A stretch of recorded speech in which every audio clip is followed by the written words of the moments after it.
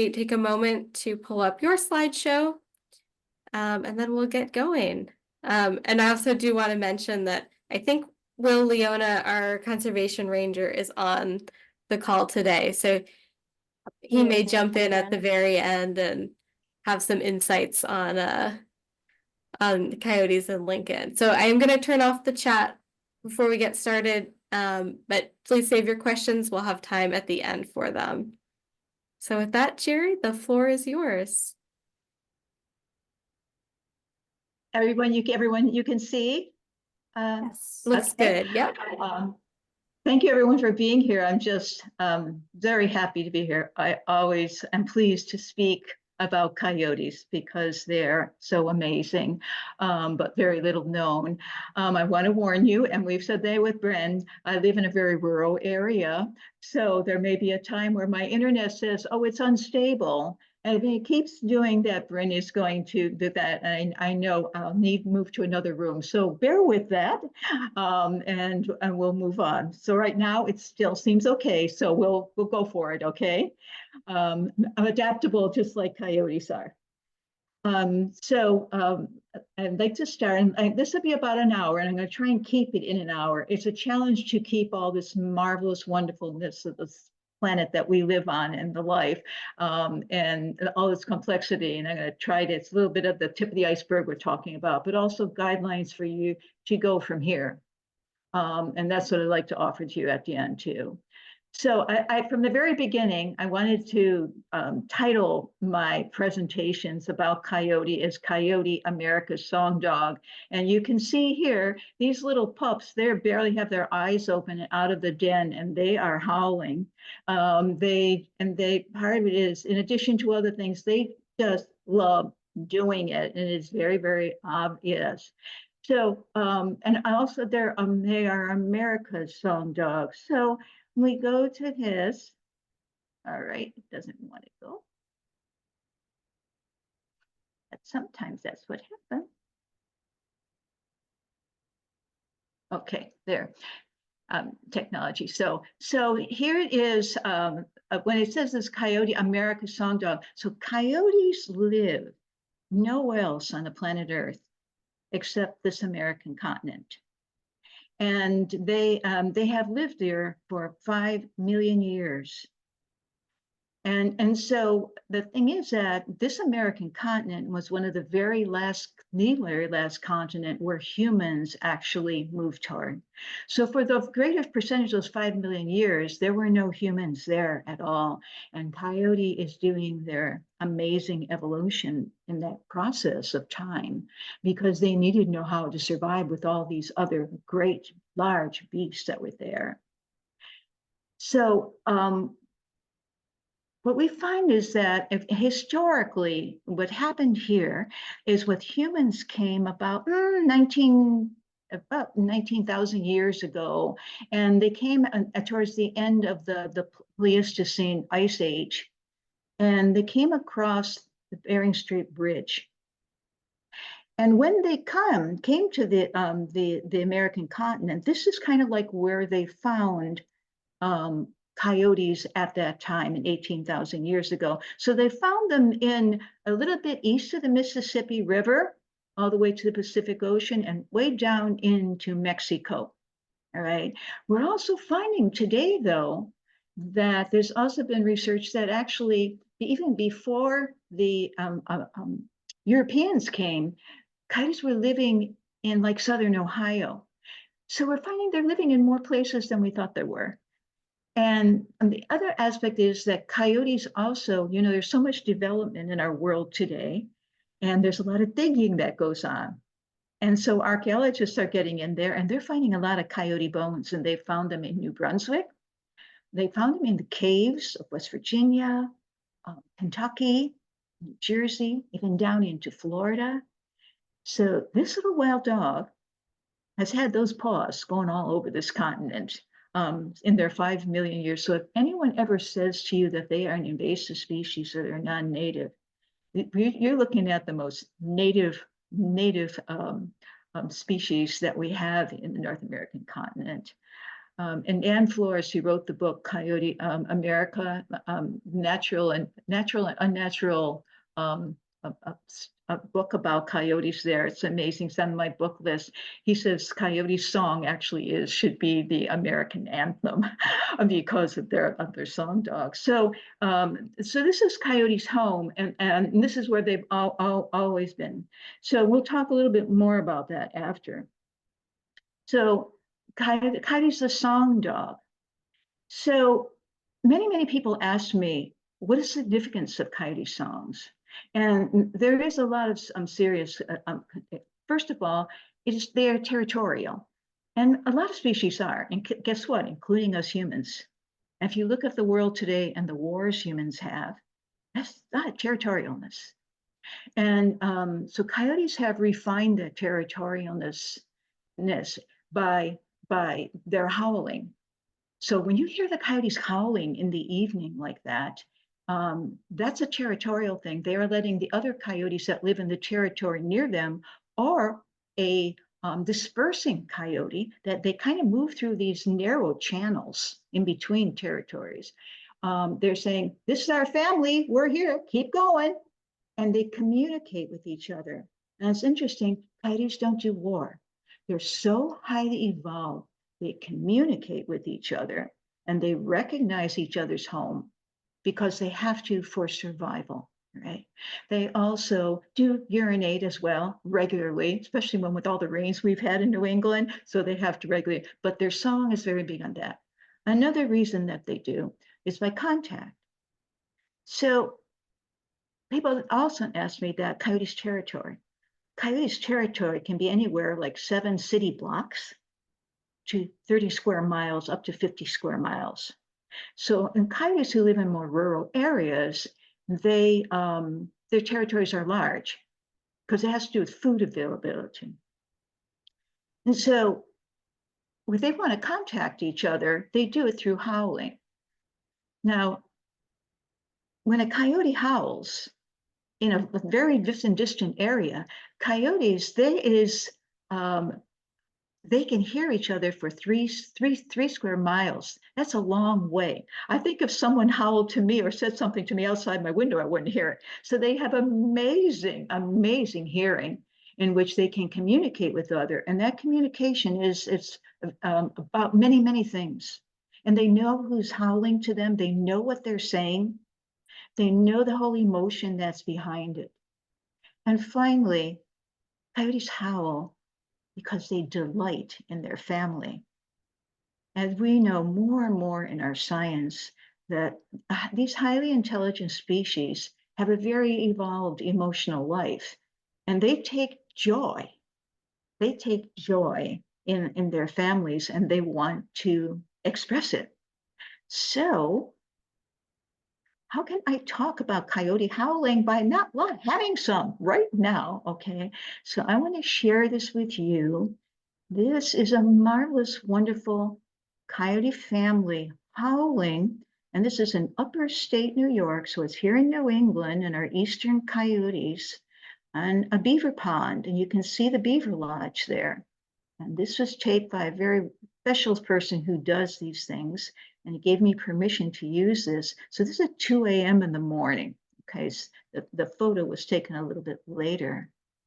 So I want you, let's all come over to the pond, get yourself settled on the edge of the pond, and close your eyes. Okay, let's listen to these coyotes just a short time, but listen to the diversity. Our eastern coyotes do all kinds of howling. They go from a wolfy sound to the jazz, and then really play around with all the different notes. Are you ready? Got your eyes closed? Got comfortable on the pond? Here we go.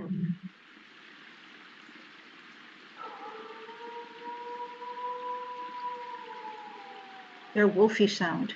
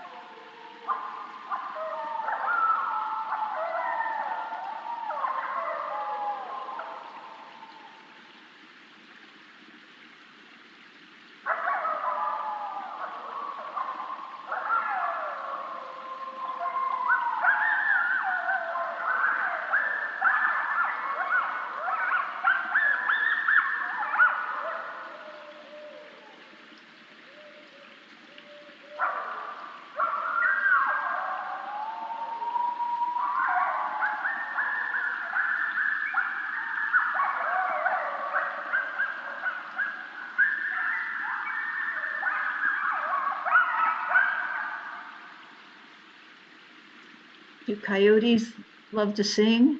Yes, coyotes love to sing. We have music now, again, in our forests of the East.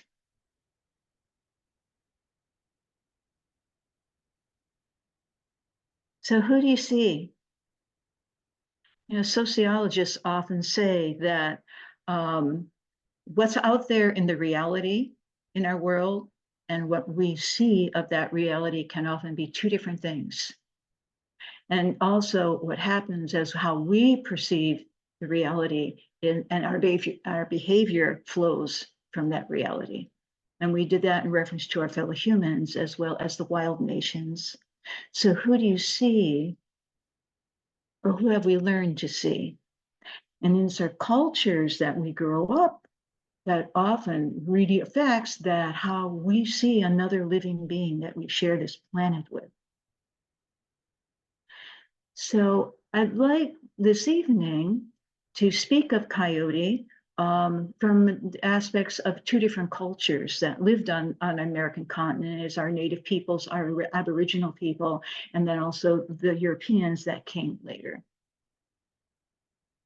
So our native peoples, as I said, arrived here somewhere 18 to 20,000 years ago.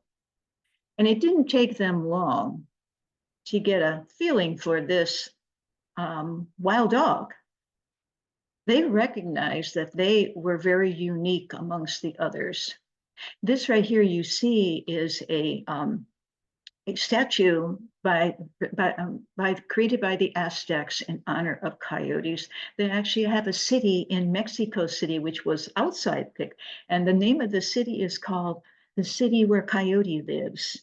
And this was created a long time ago. So Coyote being present to them was part and parcel of their lives. They gave also, our native people gave Coyote their name. It is not an English word. It is not given to them by the Europeans.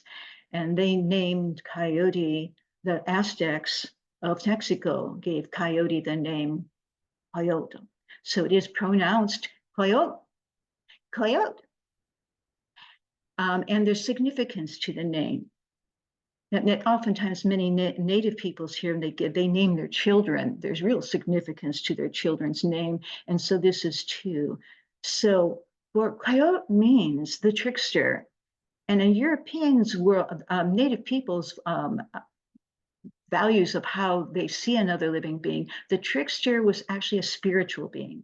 There's actually this being that went between them and their gods, and then came back from God and then said, their gods, and said, this is how you need to behave. So Coyote was really, they saw Coyote very much as a teacher and a spiritual guide. And if any of you've seen any of the Coyote myths, very, very funny stories, but there's a deep meaning behind them too, as Coyote being the teacher. So it's really significant. Of course, when the Spanish came, what they do, they drop the L and they call him Coyote. And then when the Texans came, they call him Coyote, you know. But Coyote likes to be called Coyote. The Navajo of the Southwest continue today to call Coyote God's dog, because it was also this concept that Coyote went between the gods and them to show them how to live their lives. And also that Coyote belongs to no one but to God. I could go on and on about our native peoples, but we only have an hour, so I'm taking special ones. So native peoples, their histories were oral histories, unlike the European history, which is a written one. So they would pass down orally. And this is the one of the things I'd point out to you is Coyotes, they would pass down Coyotes' curative power and Coyotes' benevolence towards them. So this is an illustration by Ollis Murray, who was a wildlife biologist who was way ahead of his time in the last century. And he created this illustration of a coyote who was striving to heal a native hunter who had been injured. Also, their stories could pass on, these oral histories, is that coyotes, if ever a family member or native peoples were injured or not able to get home to the safety of their villages, the coyotes would come and circle them during the night to keep them safe from the really larger species of grizzly bears, cougars, and gray wolves. And also that they would bring children back that were lost. And we go to there, no way. It was a different world. It was a different way of being with each other. And so I want to share this one story with you. It happened here in Maine, but hey, Massachusetts is our sister state. This was in the wintertime. It was kind of in February. And it was actually an article was written in the Sun paper, which is one of Maine's paper, close to our capital, Augusta. And the title of this article was Night of Terror. So this young man decided, as it was getting towards dusk, but it was still light, that he wanted to go out in a snowmobile. So he went out in a snowmobile, was just having a grand time and picking up speed and going faster and faster until he lost control of his snowmobile, hit a great pine, and his snowmobile came on top of his legs and pinned him down and also broke his legs. He wasn't going anywhere. And by this time it had gotten dark and he was calling for help and calling for help and no one came. But come morning time, he was very close to a road that he didn't realize, and there were little children going to school, and they, of course, the communication was made and off to the hospital went. But when he was in the hospital, he told what happened during the night. He said, I was calling for help, and no one came except the coyotes.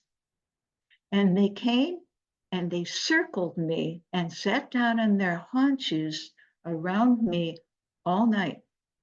And when they heard humans coming, they left.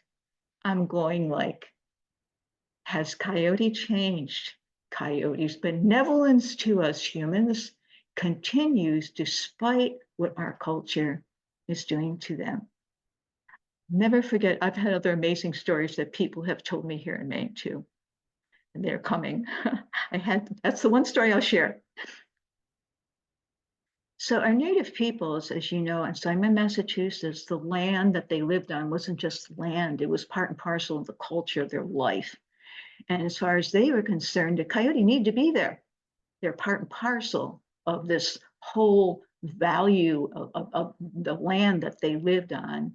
And so this, I'm going to share with you as we leave the native peoples here, a poem by a Native American poet, Del Hymes, and this is the very end of a very, very long poem that he wrote about Coyote. And he says, never will he go from this land.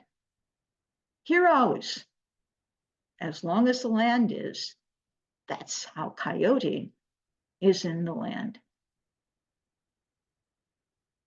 Then there came change to the New World. And of course, you know, it's not a new world.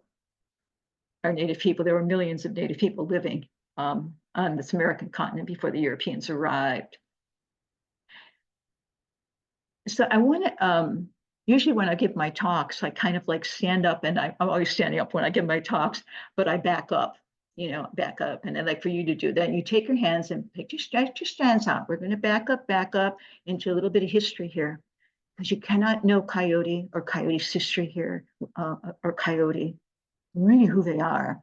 If you don't know a little bit of this history, it's invaluable to understand the history that Coyote has in his relationship with humans. And of course, this relationship with humans, with the native peoples, was just very respectful and supportive on both ways. And so, historians say that history is a prism through which we can look at the future. So if we can understand the past, we get a better picture of what's going on now when you and I are living, so that we can create a more enlightened future in our relationships. So when the Europeans invaded the New World, they not only brought themselves and their belongings and their animals and their plants of all kinds, they also brought their worldviews. And their worldviews affected their behavior greatly too. So I'm going to share with you some of these worldviews that they brought along with them. And these worldviews affected their behavior. And you say, oh, I came here to learn about coyotes. Oh, this is very important, because these worldviews are wrapped up in our relationship with Coyote. So the worldview is we are separate from the rest of life.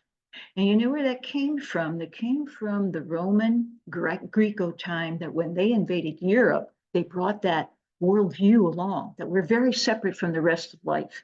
And that worldview grew and grew and grew in Europe.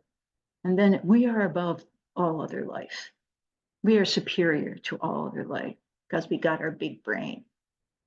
And all life is for us to use as we want. And we can use it any way we wish. Does that sound familiar? And we can use it up now.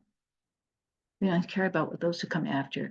This is a worldview that is very, very powerful. And if you really think about this, this is alive and well today. And the thing is, understanding why is this today, then how you and I can create a more marvelous, enlightened future for those who come after us. And Coyote is a great teacher in this regard. So the behavior that flowed from this worldview, and sometimes we get really uncomfortable when we look at some of this behavior of those who came to this continent first. And some of them, especially here in New England, they're fifth generation, and it's their very first generation that were here, and they're talking about. And we get uncomfortable. But then when we no wonderful milk maker made the comment is that we look at the past truly, then we can understand and change that. And so we look at the past truly. So the behavior that flowed from these worldviews was control and violence. Did the Europeans do that here? Without a doubt. Massive destruction of natural resources that continue to be greatly. Slaughter of our native peoples and wildlife. Slavery, not only of African people, but our native peoples here in New England were enslaved and taken to the Caribbean. Arrogant taking over of landish. And of course, our native peoples are still striving to find themselves again. And also amassing of wealth is kind of the foundation of it all as well. So these behaviors that flow from this worldview, and a lot of this is that, and it greatly affects our relationship with the wild nations. So their worldview permitted all their behaviors towards the land and life. So let's take a look at this. Those of us who live in the, especially in this eastern, in the northeastern, like Massachusetts and Maine, we see these forests, and don't we love being in them? These are refuges. Historians say that Europeans saw this is a wasteland, literally. And why it's a wasteland is not being used. Instead, this is the European worldview, and this is what it was like in Europe. This is what the land should look. So let's take all those trees away. You notice the trees are gone, and then we cover the landscape with herbivores, all right? And note, there's no other species allowed there, just the herbivores. When we came here, that same kind of behavior continued here. So, of course, when we saw that here in the East, very, very much so. And as the Europeans moved west, they covered the plains with non-native cows and sheep. And of course, over a period of time, our bison, which is our native ungulate, by the 1880s, they were down to less than 100 of these who are now in refuge in Yellowstone National Park. And so I lived in school in the University of Montana, and I would travel across the country. And we used to have these beautiful, it was the middle of our country, it was the Serengeti, a true Serengeti. And in less than 200 years, it was destroyed with all the wildlife. And also, if I saw an antelope when I was traveling all those miles, I was like, oh, wow, an antelope, you know? And the same with the great, great grasses. But what's wonderful about living in the time that you and I are, we can recreate this. And some of these wonderful things are happening bit by bit that we are creating for the future. And I always like to put that in as I'm talking about things that are tough. So when the Europeans are going across the country, And they are bringing in, we're talking millions upon millions of non-native cows and sheep on the prairies. And also they were killing actual wolves and coyotes' native prey. So they not only kill the carnivores, but they kill their native prey of antelope, of elk, you name it. And so, and at the same time, surrounded them by all these non-native. And so if you were a wolf or a coyote and all your native prey have been killed and you're surrounded by these and you're starving, where are you going to go for food? Yes. So they're basically set up for this.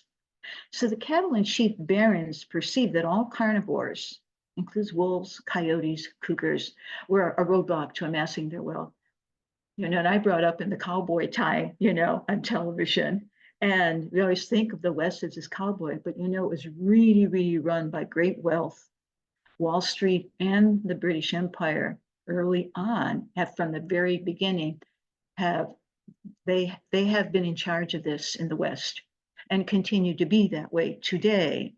And so as a result of this, they continually, there was just a war on them and a huge slaughter that I would encourage you to read, especially if you want to help people to understand some of the history. It's on the reading list book of in my book. I have lots of books that I recommend, and I've read them all. They passed my thing. It's called Predatory Bureaucracy. And you get a sense of the history that most Americans have no clue about. And so what happened, that this powers that it quickly happened and took over the powers of the legacy. They wanted all predators killed, not just some, but all. And we're the only country in the entire world that has mass slaughter of our carnivores. We are the only country. And so they were doing this, but then they went to the federal government, and the federal government says, you need to pay for this. And so like 1910, 1915, that is when the federal government paid for killing all our carnivores. And they imposed this violence towards the fragile complexity of life that evolved over the tens of thousands of years. In less than 150 years was destroyed. And so as a result, so many species, like all of us know about what happened with our wolves. Peregrine falcons, golden eagles, the swift fox, we can go on and on and on. Many, many species put on the edge of being endangered, or some just wiped out, like the wolves. But guess what? Not coyote.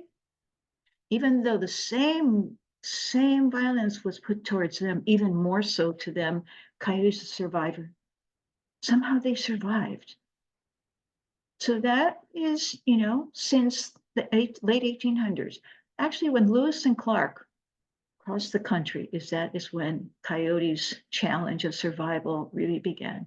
And then it became far more intense towards the end of that century. So when coyotes saw all this happening, including the wolves that they carefully lived near and around, all these changes, well, then coyote just changed their habits like they have done for millennia. So I showed you where coyotes had kind of been living when humans came. And so now what they did, they went further into Canada. They followed the gold rush way up into Alaska. And then more of them went off over into California. And they went further into Mexico. Now they're in Panama. Okay. And then they crossed the Mississippi in the southwestern part of our country. And then they went across through Indiana as well. And then a group of female coyotes, and we know this from DNA studies now, which has really helped us to kind of piece some of this together. Small group of female coyotes escaping what was happening there in the West, because it continued. Plus, they weren't seeing any wolves around. And wolves control where coyotes were. So wolf will kill a coyote that is anywhere near their territory. but the wolves are gone. The other aspect too is that was our forest from the Atlantic Pacific had been clear cut. And so what that did is create a setting of landscape of coyotes' favorite prey, all kinds of rodents. And so they were quickly moving through, plus the persecution that continued in the West really moved them up into the Great Lakes and into Canada. And then they found themselves in the Algonquin Provincial Park. Many of you have been there, a marvelous wild place. And they found themselves in that area. And they were meeting male Algonquin wolves, which we believe very probably were the wolves that lived here in New England, but we're still not sure because everything was destroyed so bad. Canada never did what the United States did to its wildlife, but it wasn't all that good either. So they were hunting and trapping wolves too. And as a result, you cannot do that to these highly evolved species without causing chaos in their lives. And so their lives were in chaos too. So here comes little young Miss Female Coyotes. And here's this male wolf who can't find a mate. What do? Because they're so close and these are American wolves, they mated. And as a result, their progeny then came down into New England, Maine, New Hampshire, Massachusetts, Vermont, upper state New York, New Brunswick, the eastern areas of Canada, that they have found home. So from the Southwest, this is a coyote that lives in Arizona, New Mexico. And look at this one. You know, he weighs about 20, 25 pounds. Okay. And look at his fur coat. And look at the landscape this coyote lives in. So from the Southwest to the forest to the Northeast and to Maine and Massachusetts, they adapted like that, totally to a whole new environment that quickly. And you see this coyote or coyotes here. And these are eastern coyotes. They have some wolf genetics in them. Are they wolf? No, no. They are coyotes through and through. Their mothers are coyotes, okay? They have some wolf genetics in them. And what the wolf genetics has given them, for the most part, what we can see, we're still learning. It's an exciting time. And we are living in this. What this little wild dog is doing, they're doing really cool stuff. Anyhow, what it does, what the wolf part did, is gave them a much more powerful, stronger, larger bone on the top of their head, which allows them to have very powerful jaws, preparing them for the role that they need to play here in the Northeast. And you note the fur coat that these coyotes have as well. So they adapted to that, and they adapted very quickly. A scientist has done research for coyote in Yellowstone National Park. Dr. Crabtree says coyote is just the incredible masterpiece of evolution. Everything that happened to him in a short period of time when the Europeans came, went west, and the actual genocide that happened to our wildlife there, they adapted and adapted quickly.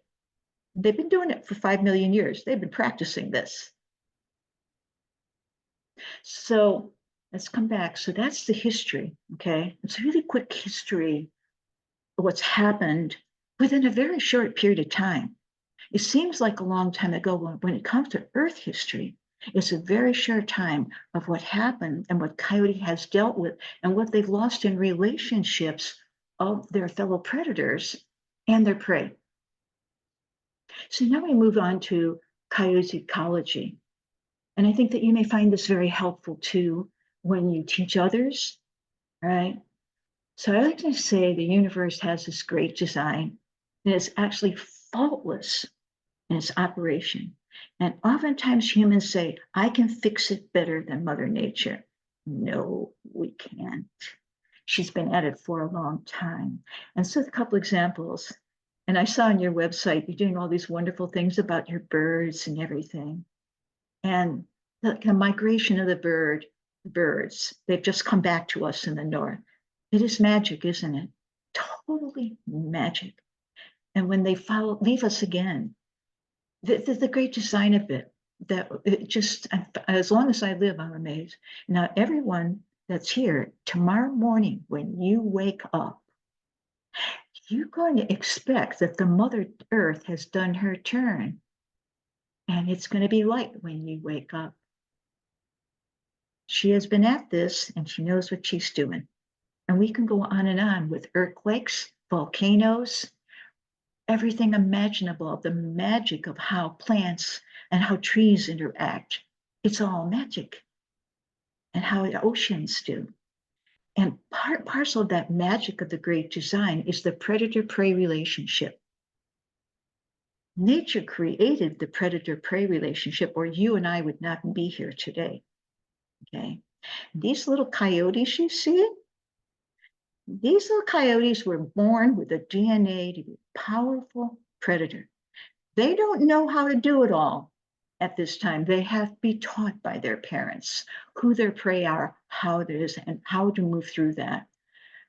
But in a stable situation, this will happen. So they're playing a really important role in that sign as being the major predator. So here, anywhere in the North American continent where wolves are not, coyotes are functioning as the keystone carnivore, most especially here in the Northeast. Coyotes are playing the keystone. What's a keystone? Important for our people to understand what keystone means. Because what keystone means is we don't speak about coyote just about coyote. Coyote is connected to all the other life on the landscape, okay?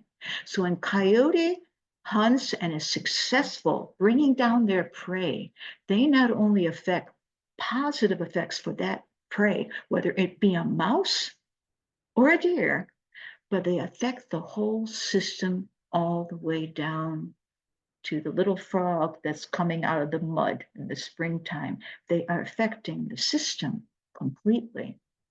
So they play a really important role. Do we humans totally understand that? And that's the thing, is we are needing to learn how invaluable they are, even though we don't see it all happening. It's something really big, and it's actually something bigger than us. So, coyote's favorite still has their favorite food of this whole rodent family, okay? And of course, a big role of predators, no matter who that predator is they balance populations of herbivores who can have a very negative effect on the landscape for other living beings, but they also control disease. The two kind of go together. They are vital for that. So take in mice. Mice are very tiny prey that they have, but as you all know, mice can carry a lot of disease. And here in New England, the Lyme disease actually has become an epidemic. And the reason being, and we know this from studies, is that that comes from an imbalance in the system. So in nature, something's not balanced here. And what's not balanced is that we don't have the carnivore present enough and the huge number of herbivores that are participating, that their numbers are too high, namely deer and rodents, which creates the epidemic. And until we, as a people and a culture, help bring back balance back, this will continue. It's so important for people to understand that. And also coyote and smaller carnivores too, raccoons, foxes, skunks, they all play an important role in the system. These three species right here, these smaller carnivores, they are very, very, get rabies much more readily. And so having coyote present helps keep these species not really close to each other in each one of them. Keeping numbers kind of balanced in that regard helps keep rabies in these particular species under control. Even though you and I don't see it, but they're doing it. And deer, people always ask me the question, what about deer? Okay. Coyotes play a really important role, and our deer Our deer for centuries and eons have needed their predators to be healthy, okay? And they've been without their predator. So the more that they have their predators present, the healthier and larger our deers we are becoming. I will often say to people, you see that little fawn there? See that fawn? That fawn is not Bambi, okay? She is a wild fawn born to a wild mother. And the sharpest and the fastest and the smartest no predator will get. That's how the system works. And she will grow up and give her great genetics to little ones. And if he's a male, the same way. That's what we want. That's how the system works. And that's how the predator keeps these herbivores healthy. Okay. Other thing is deer are large herbivores. They can affect the habitat of the birds we love, the bees and the butterflies, and these are important pollinators, which are at risk right now already. One of the aspects when you go in the forest and everything, or you take people on walks and everything, you look at the forest. What's the understory of the forest look like? Are all you seeing is ferns? Okay. Or are all you seeing is non-native species? Because deer have evolved on our continent to eat only native plants. They're going to eat the native plants. They will not eat the invasive species. Okay. And so what we leave there is ferns and invasive species. And the birds and the bees and butterflies have not evolved with them either. So they require their habitat. And if it's being eaten up by deer, that is a real concern today, especially these species who are struggling. And we have concern for our song dogs so much. So there's a bigger picture. You could go on and on. You could take courses on each one of these points. So I will go on and on. So the system of predation works for the health of all species, including you and me. And predation in this time of global warming is valuable because it drives biodiversity. So the more the coyote can help these other species survive with habitat, the more that we can keep biodiversity high during this time of global warming. The predators, carnivores play a really important role in that. So I'm finally coming now to coyote and us. I'm leaving ecology. There's so much more, but I'll keep you all night otherwise. And so it's coyote and us.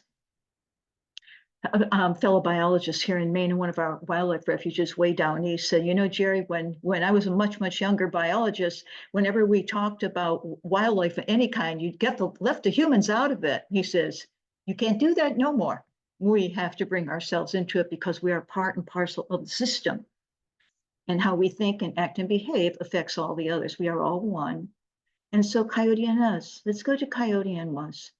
So I talk about their ecology here of the value and the importance. And I speak about this here in Maine too, about our Maine. So I want to share with you the Massachusetts hunting regulations. It is interesting that many of our people who really care about our wildlife don't really have a clue how the lack of protection that coyotes have. So in Massachusetts, these are your hunting regulations. So from the first Saturday after Columbus Day, which is really Aboriginal Peoples' Day, to March 8th, coyotes can be killed by humans, okay? That's a long time, it's almost 6 months. And from half hour before sunrise until midnight, they can be out there. You can kill as many as you want. There's no limitations. And legal to use dogs to chase and kill them, their own species of canine, and you can use bait to attract them. And the trapping in Massachusetts is from November 1st to November 30th. Trapping is a medieval action, and it is something that needs to go. So this is valuable for our people to know, and many people who don't know it.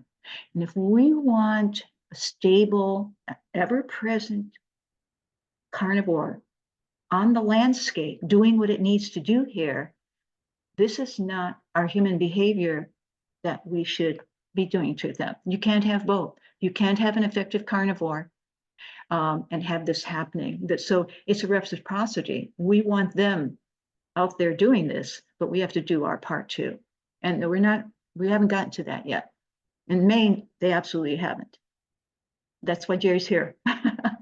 So the consequences to us people, because of this lack of protection, is first of all, Lyme disease is rampant and it will not go away until we change our behavior. In Maine, there's huge issues with private property rights. Farmer success and stress. Many of our farmers want coyotes on their land because they understand. And a lot of the young ones, I'm sure that you, Bryn and I were talking, a lot of you young farmers, they want the coyotes on their land. They understand what they're doing. You know, they do big rodent patrol. They control the deer populations and the behavior of deer on the farms, and all free service. So if someone comes and kill the coyotes in your farm or around the farm, that's great disservice to your farmers. And teaching our children violence. It is okay to kill because it's fun. And we're teaching our children that. And are they listening? Well, look at the news that we have in our world. And it dishonors our traditional hunters. There are many traditional hunters who want nothing to do with this. And we want to honor them. So that's why if Geri ever talks, I'm always saying, using the word, you'll notice killing. I never use the word hunting, because this isn't hunting. And our loss of the experience of the beauty of life. We're missing something beautiful. And then the consequences to the ecosystems. When you don't have a major carnivore to kind of control this balance in the system, disease starts moving through wildlife, and we're seeing that happen. The lack of habitat, as I said before, our birds and our bees, and the disappearance of native plants. You're eating them all up. And the increase of non-native plants. And as a result, no food for our native carnivores, caterpillars. And the thing is that those of you who love our birds, which I love, I have little Phoebe birds here where I live, and I love hearing their song. These mother birds and father birds, they cannot feed their chicks seeds. You have to feed them protein, which is caterpillars and native caterpillars. And if the native caterpillars don't have native plants to live on, then the parents can't find them. And so it's really important that these plants are there. And also, we're seeing no new tree saplings coming after the old ones have died. So this concerns too, because the deer are eating them all up, especially towards the end of winter. And the very last one is lack of biodiversity as a result in this global warming, and we're losing species. So coyotes are giving us a chance to reconsider our relationship with nature. It's like, okay, this was the past. This is the past that we're talking about, the history-wise. But hey, we're here now. And they're saying, I'm here. Yeah, I'm giving you another chance. Let's go for it. So it's the willingness to keep wildness flourishing in a very settled place. There's a number of places here in Maine is that the town's going, let's trap these coyotes and get out there and let them live in the wild. The coyotes not used to living like that. They're used to living among us, and they're very good at it. We just aren't. We have to learn how to do it. So it's this willingness to have wildness living in a certain place and understanding how to do that. And so that's coexistence, is living in the same place in peace, shared space, safe places. And this mother coyote is teaching her little one that. They know how to do it. They have lived with our native peoples for a long time. And it's us that need to learn a bit of reciprocity. And then the other things is to keep coyote wild. People say, well, they are wild. Oh, no. We want to keep them wild. What does wildness mean? They are totally responsible for their own lives and their own decisions. So one of the biggest things is coyotes should never see us humans as a source of food, ever, ever. To feed coyotes belittles and dishonors them and takes away who they really are. Sources of food. Are you ready for this, everybody? Bird feeders. Many of our scientists, including myself, say take your bird feed down. It's an ecological behavior that is not in keeping with the Mother Earth. You're feeding birds. Birds are wild, right? Well, wild birds have a job to do in the ecosystem just like coyotes do.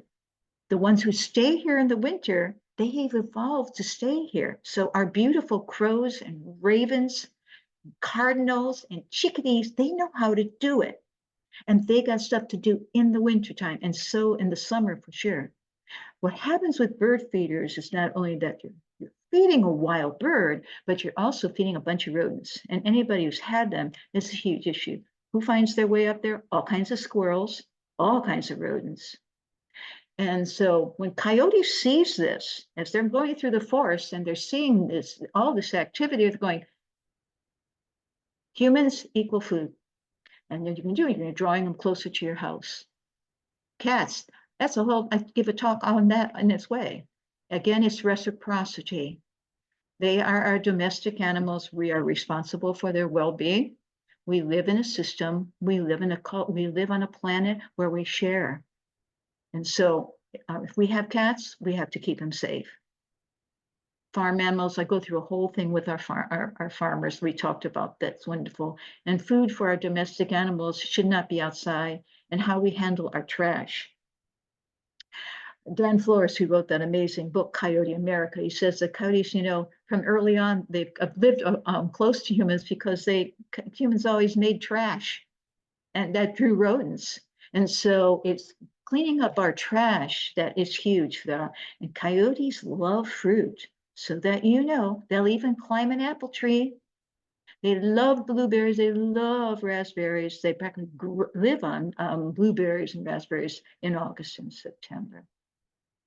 The other aspect of keeping coyote wild and having them be able to do their role in the ecosystem is support protection of coyotes by law.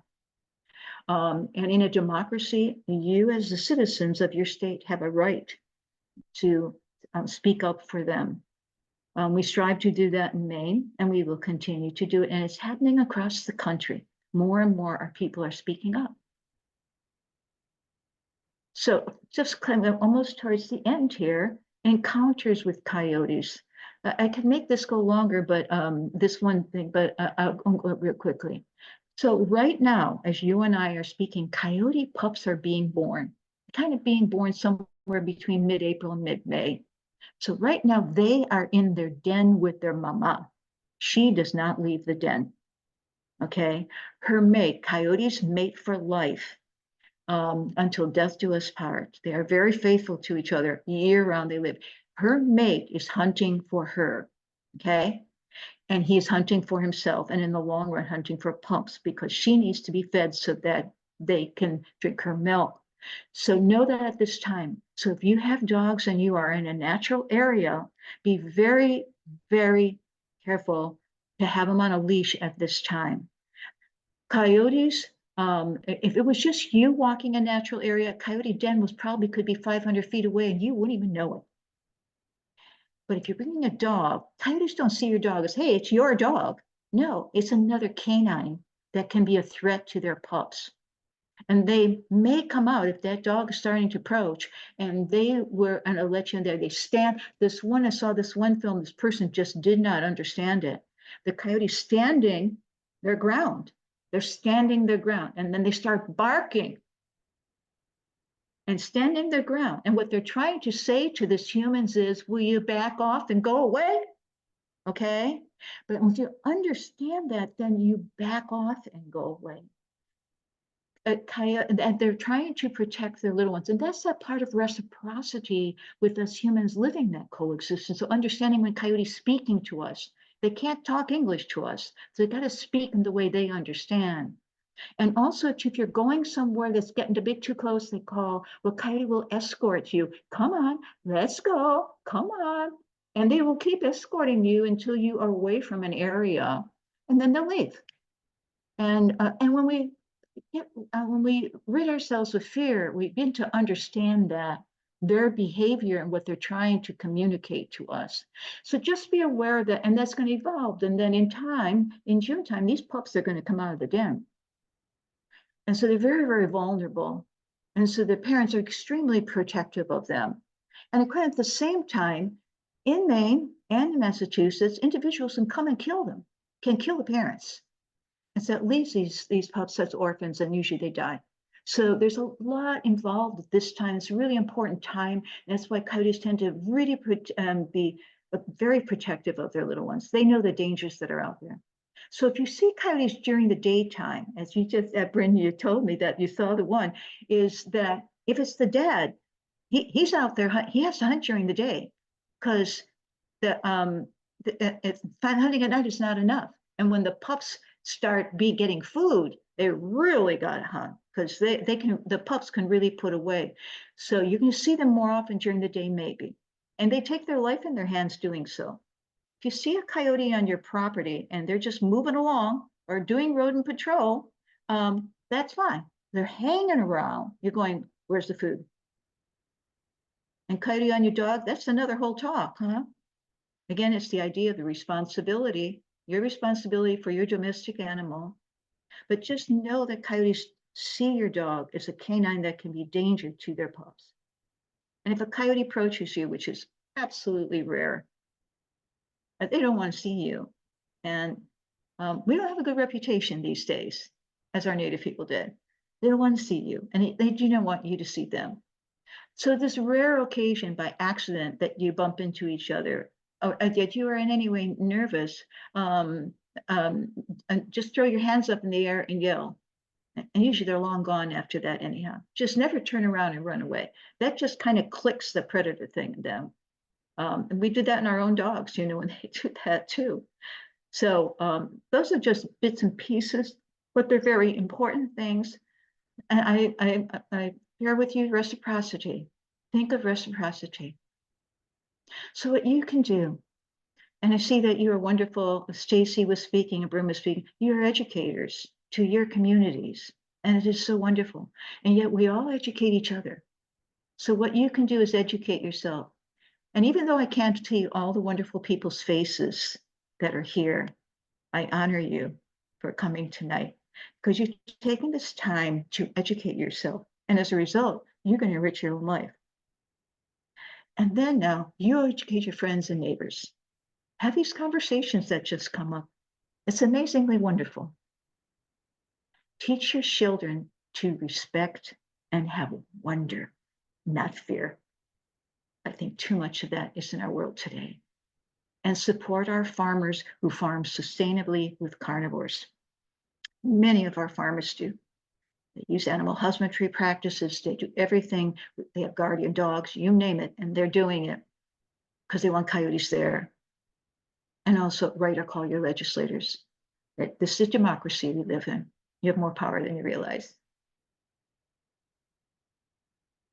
So who do you see? Who have you learned to see? Thank you. This is my book. I Am Coyote. I wrote it for our people in New England to understand a bit of past history and how our coyotes got here and what their role is. So it's in the story form of a young female coyote that disperses from her family in Algonquin Provincial Park. Mother is a coyote, dad was a wolf. And our coyotes are that way here. And it takes her journey through life from the time she was being carried within her wild mother to the time of her death. And it's historically, and it's a lot of history in it too. In between, I bring the history in when she's in her dreams. Challenging to go from a coyote's point of view and still share what's going on inside of them. So, and this is the website, Coyote lives in Maine. Coyote lives in Massachusetts. So I'd like to share that with you. Thank you. Thank you, Geri. This was wonderful. I'm glad you got into at the end some really concrete examples of how we can better coexist with coyotes. So it's a little after 8, so we'll probably wrap up pretty soon. But if folks have 1 or 2 questions, pop it into the chat and we can try and answer a few. And I like to share the recording and some resources afterwards. So if you have any follow-up questions, we can answer them and send that out as well. May I interrupt a moment too, Bryn, too? My website, Coyote Lives in Maine, there is an email there. And if you don't get a chance to ask your question here, feel very free to contact me. And I love being the people's biologist, so I'm very available to our people. How's that sound? Okay. That's great.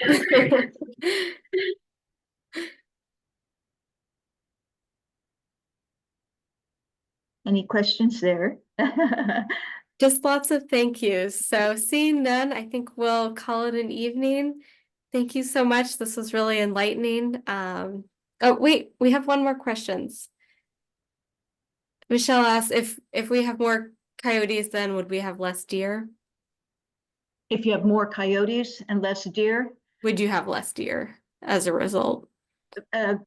let's put it this way, we put a balanced population of deer, okay? Because what's what coyote does, they balance. And same thing with wolves, that role is that they balance. They've often been called, wolves and coyotes, they called the shepherd of the prey.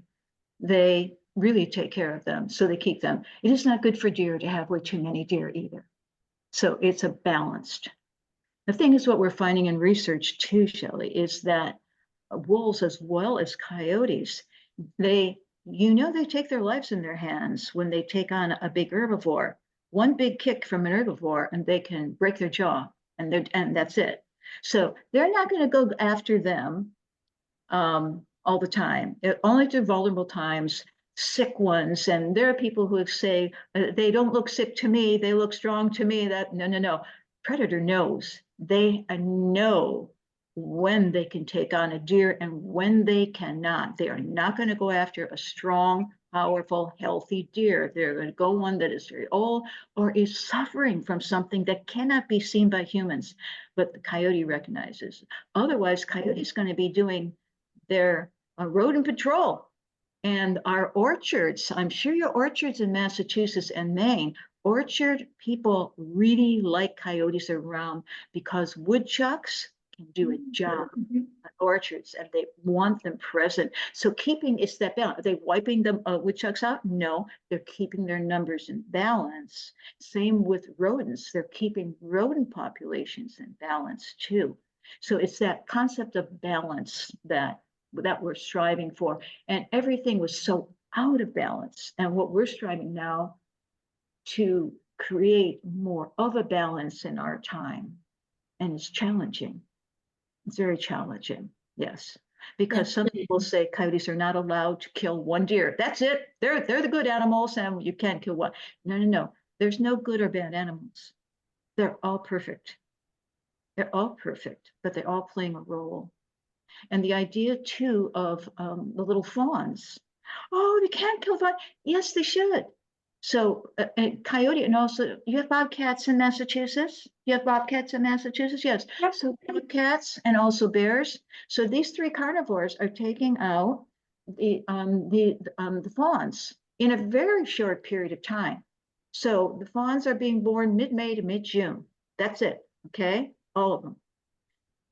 And it's during that time that the predators have that opportunity to go after the fawns, but they're not going to get a fawn that's smart and sharp. And their time is limited too. Once June's over, that's it. Those little fawns become quite powerful. The wolves, like the wolves in Yellowstone who do elk, and I always tease about the Yellowstone is that a wolf sneezes in Yellowstone and they're after researching them, so they see that. And the thing is that when they can go after elk and the elk takes one of its feet and kicks on the wolf, that wolf's dead. And so predators understand that. So it's a balance that goes on. They're really dance of striving to be alive. Yeah, that's really interesting. I didn't realize that most of the sort of deer culling of that population is happening in such a short window.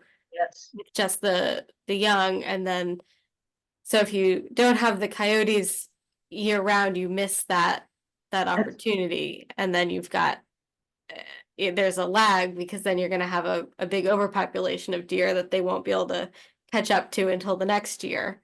Right. And what we found through also this research from scientists from the agencies is that these coyotes, these pups, the fawns that the coyotes were able to take as prey, oftentimes if they haven't taken them because the coyote's not present, those fawns die anyhow because they're not healthy fawns. And so that often is the case too. So all the fawns really do not survive anyhow.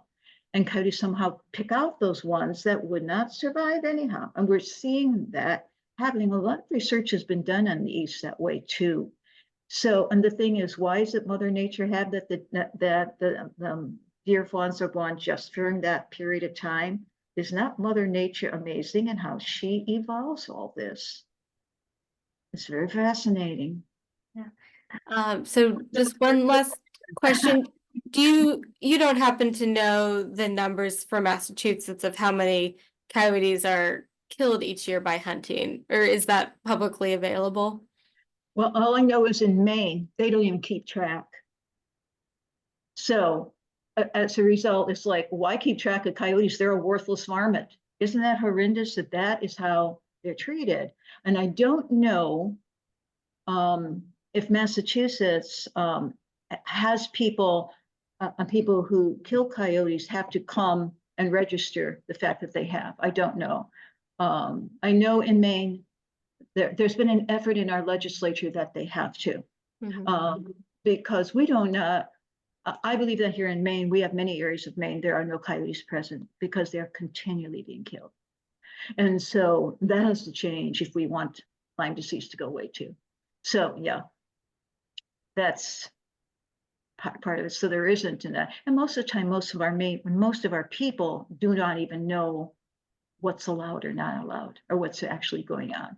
That's why it is really important to be informed to some point. I mean, can't be informed about everything, but I think it's valuable to be informed about how important predators are being treated, and continue to be in a culture where we have learned so much in our science, and yet the human behavior doesn't change.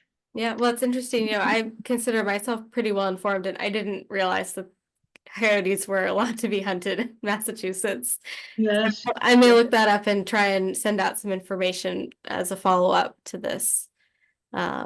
See what we can find. Yeah, it is. And you can find most of your agencies too. You can even call your agencies. They're very open to tell you these things too. You can also go on the hunting regulations too, and they'll tell you that of Massachusetts too. It's good to have that because if you want to change things and for a more enlightened future, first you got to know what's going on. I gave a talk in Maine to a whole group of women. They're part of the Nature Club. They're, boy, a feisty group of women, about 30 of them, just really wonderful. These women did not know that coyotes are not protected in Maine at all. And these are people who got their hands in the dirt, out there in nature. And so part of the thing is we move forward in our culture of striving to create a more healthy landscape again. We have to have knowledge what the problem is. Because if you don't have knowledge of the problem, you can't fix it. You don't stay with the problem. You want to say, where do we want to go? And I love doing that in my works. Where's the vision of how we want it to be? Oh, wow, that's where we're going. But you got to know the problem first and then move towards what you want. To me, it's a wonderful, positive way of thinking it. Yeah. Those are very good questions.